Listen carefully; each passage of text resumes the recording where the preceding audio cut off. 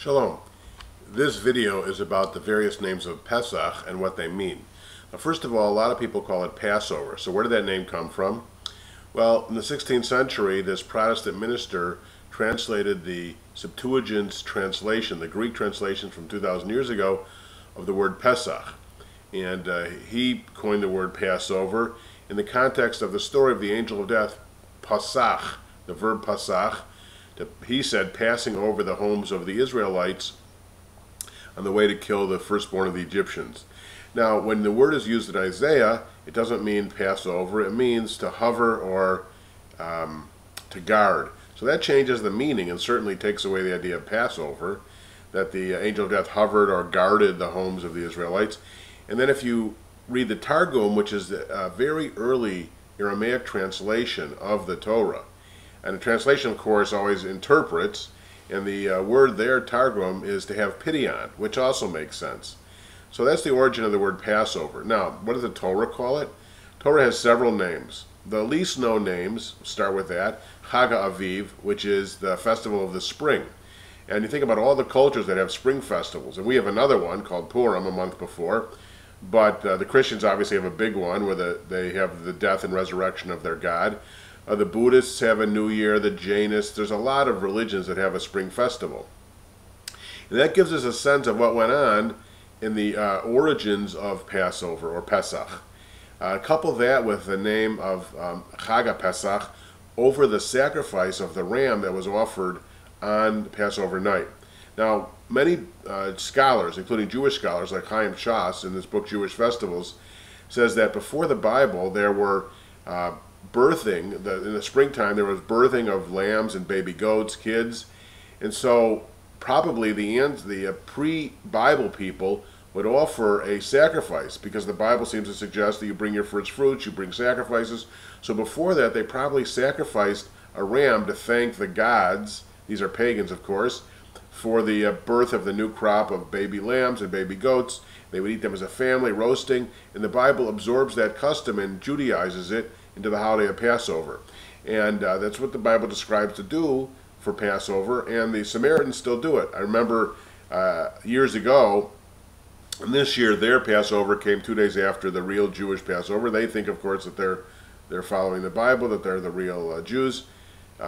Any case, I remember sitting in the bleachers on the mountain where they live, watching them do what our ancestors did 3,000 years ago in a celebration of Passover. But the central feature of this is the sacrifice of the Paschal lamb, and we represent that at the Seder table with the shank bone. Now, in terms of the sacrifice, think about that ram was the Egyptian god, and of course, if you want to stick it to the Egyptians proverbially, you sacrifice one of the being that they thought that was their god. The other thing is, think about the zodiac. Now, a lot of Jews say, oh, we don't have anything about the zodiac.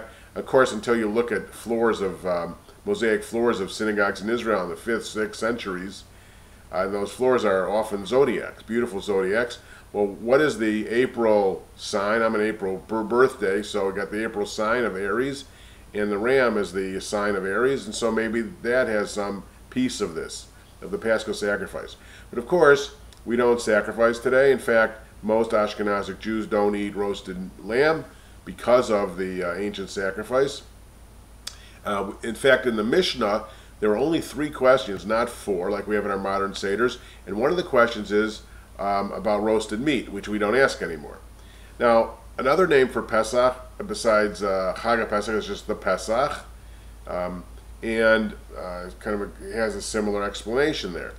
We also, but that's the main name that we know it by today, is Pesach. But the Torah also calls it Chag hamatzot. I always think it interesting that if you spell out the Hebrew word matzot, mem tzadik vav taf, and you spell out the word mitzvot, it's exactly the same spelling.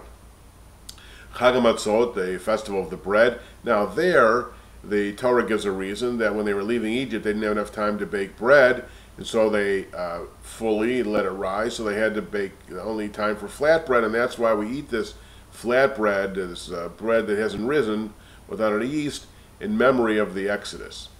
Again, many Bible scholars and scholars of the ancient world, including Jewish scholars, again like HaPesah Hag, says that before the Bible, there was a ritual in the spring where people would get rid of all of their old grain, including their barley grain, because the barley harvest is starting, and they would get rid of their sourdough, which they kept around to provide the yeast for baking their bread. They would have this annual ritual.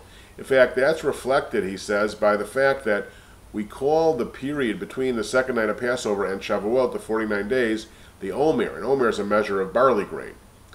And so in getting rid of this yeast stuff, Judaism again incorporated it, Judaized it, as part of our rituals, and that became the Chag hamatzot, which is reinterpreted to be the story of the bread. So those are, and then finally, not in the Bible, but in the prayer book, when in the Amida, when we're talking about the festival, we say HaPesah Hag, zman herutenu, the time of our freedom, which for us today probably is the most compelling idea behind it, because what we're essentially celebrating is our liberation from bondage, or the freedom from oppression. And you think about all the haftorahs of Pesach, so many of them. You know, the 8th day is the famous Isaiah 10 through 12 about the Messianic future, and the day before is the 7th day is Samuel, 2 Samuel, the story of King David's ode to God, because we read the story in the Bible of the victory of the sea, and it ends with David, your Meshicho, your Mashiach. We have Ezekiel 37 on Shabbat Chol HaMoed, chapter verses 1 through 14, about the resurrection of the dry bones, and then God says this is Israel. All futuristic messianic prophecies about a better time ahead. So those are the various names of Pesach. To review: Pesach, Chag HaPesach, Chag hamatzot, Chag havaiv, zman herutenu, and Passover. And now hopefully you have a little bit better understanding of the origin of the names.